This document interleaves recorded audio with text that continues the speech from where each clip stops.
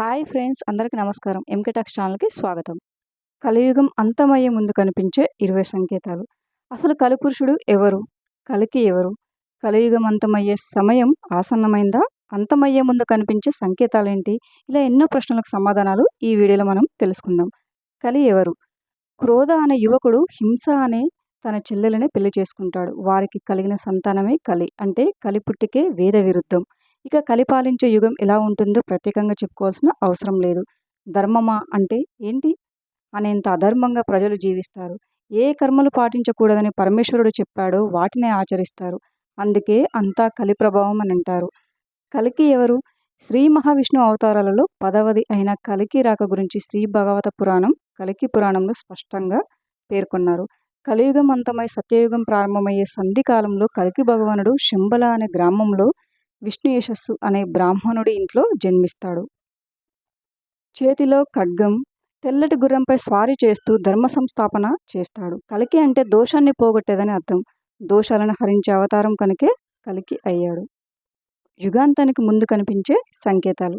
కలియుగం అంతమైపోయే ముందు కనిపించే సంకేతాల గురించి బ్రహ్మవైవర్త పురాణం, భాగవతం, విష్ణు పురాణంలో స్పష్టంగా ఉన్నాయి. వాటిలో ముఖ్యమైన 20 సంకేతాల గురించి ఇప్పుడు తెలుసుకుందాం. సత్యం, ధర్మం అనే మాటే వినిపించదు. స్త్రీలను, చిన్నారులను, గోవులను దారుణంగా హింసిస్తారు. అత్యాచారాలు, అఘాయిత్యాలు, గోవధ ఇవన్నీ తరచు చూస్తూనే ఉన్నాం. వివాహానికి కుటుంబాలతో, పెద్దలతో సంబంధం లేకుండా తమ నిర్ణయమే అంతిమమన్నట్లు స్త్రీ పురుషులు వ్యవహరిస్తారు.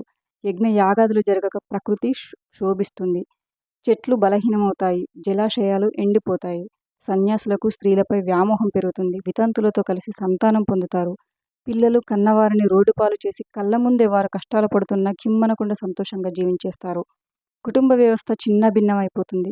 ఒకే ఒక జీవితం అంటూ మత్తు, శారీరక సుఖాలపై ఆసక్తి పెంచుకుంటారు. గంగమ్మను గౌరవించరు. తులసిని అవమానపరుస్తారు. అందుకే ఆకలి దప్పులు పెరుగుతాయి. రోగం లేని మనిషి కనిపించడు. అయితే శారీరక రోగం లేదంటే మానసిక రోగం ఏదో ఒకటి ఉంటుంది. తినే ఆహారం రుచి తగ్గిపోతుంది. కల్తీ ఆహారం, ప్లాస్టిక్ మిక్స్ చేసిన ఆహారం ఇవన్నీ ఈ కోవకే చెందుతాయి. అపరాధం చేసిన వారికి శిక్షించకుండా క్షమించేస్తారు. ఘోరమైన తప్పిదాలు చేసిన వారు కూడా ప్రజల మధ్య స్వచ్ఛ మానవుల్లో తిరిగేస్తుంటారు.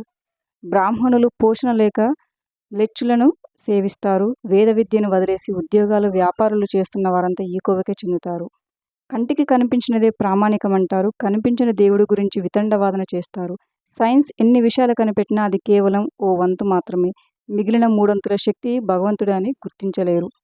తినకూడని పదార్థాలు తింటారు. చూడకూడని విషయాల వైపు కళ్ళు ఆకర్షితమవుతాయి. వినకూడని విషయాల వైపు వ్యామోహం పెరుగుతుంది. కోరికలు పెరిగి వ్యాధుల బారిన పడతారు. గురువులకు తలంచి నమస్కరించే విద్యార్థులు కనిపించరు. పైగా విద్యార్థులను చూసి గురువులు భయపడే పరిస్థితులు ఎదురవుతాయి. పదవి కోసం, డబ్బు కోసం మూర్ఖులను, భగవంతుడిని నమ్మిన వారిని ప్రజలు బలపరుస్తారు. దొంగలే పాలకులుగా మారుతారు.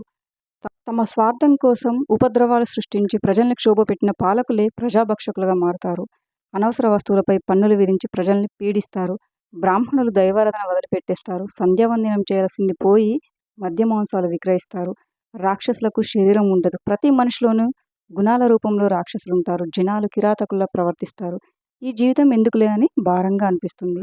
ఈ 20 లక్షణాలు కలియుగం మొదటి పాదం పూర్తయ్యేసరికి మరింత ముదురుతాయి.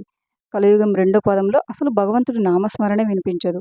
కలియుగం 3వ పాదంలో దేవుడున్నాడు అనే విషయమే గుర్తుకురాదు.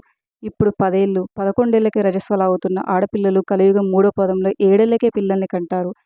మరుగుజ్జులుగా జన్మించే ఆ సంతానం కేవలం 20 ఏళ్ళు మాత్రమే బతుకుతారు. వానలు లేక పంటలు పండక మాంసం తిని బతుకుతారు. కలియుగం 4వ పాదంలో అరాచకానికి అంతుండదు. ఓ మనిషిని తింటే కానీ మరో మనిషి బతకలేని దుస్థితికి చేరుకుంటారు. ఆఖరి 100 ఏళ్లలో కరువు విలయతాండవం చేస్తుంది. అప్పుడు వస్తాడు కల్కి. ఆ తర్వాత నుంచి మళ్ళీ సత్యయుగం ప్రారంభమై నారాయణుడే భూమిని పాలిస్తాడు. వేదాలను అనుసరించి 4 యుగాలు చెప్పబడ్డాయి.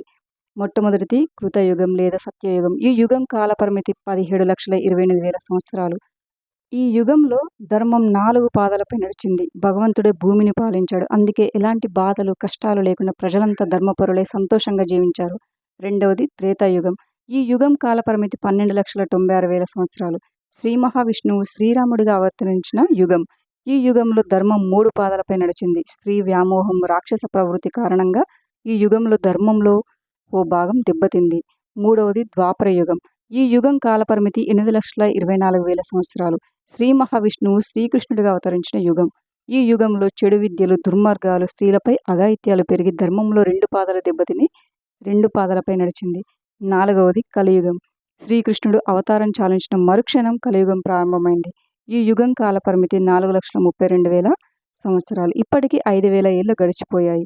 ఈ యుగంలో ధర్మం 3 పాదాలు దెబ్బతిని ఒంటి పాదంపై నడుస్తుంది. ఫ్రెండ్స్, ఈ వీడియో కనుక మీకు నచ్చినట్లయితే వీడియోని లైక్ చేసి మరిన్ని వీడియోస్ కోసం మా ఛానల్ని సబ్స్క్రైబ్ చేసుకోండి. Thank you for watching.